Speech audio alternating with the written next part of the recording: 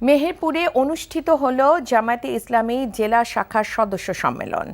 সকালে শহরে পৌর কমিউনিটি সেন্টারে অনুষ্ঠিত হয় এ সম্মেলন। জেলা জামায়াতের আমির তাজউদ্দিন আহমেদের সভাপতিত্বে এতে প্রধান অতিথি ছিলেন কেন্দ্রীয় নির্বাহী পরিষদ সদস্য ও অঞ্চল পরিচালক মোবারক হোসাইন। প্রধান অতিথি বলেন, 5ই আগস্টে বিপ্লবের পর থেকে জামায়াতে দেশে প্রতিটি ঘরে পৌঁছানোর চেষ্টা করেছে, মানুষের পাশে দাঁড়িয়েছে, উদ্বেগ ও দুর্দিনে সহায়তা প্রদান করেছে। সম্মেলন শেষে দেশে মুসলিম সমাজকে ঐক্যবদ্ধ হওয়ার আহ্বান জানানো হয়।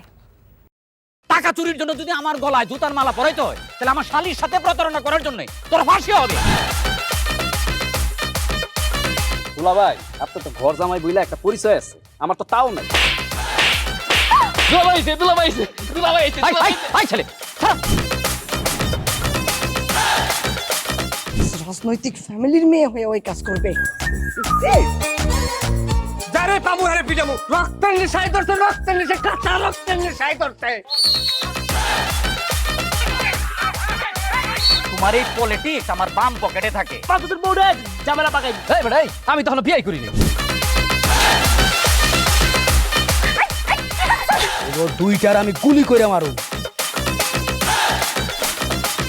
মাসুদরা কোনোদিন ভালো হয় না। আপনার পোশাক আশাক দেখে কিন্তু আপনার তালুকদার বংশের লোক মনে হয় না আব্বা, আপনার মনে হয় যে আপনি ফকির বংশের লোক।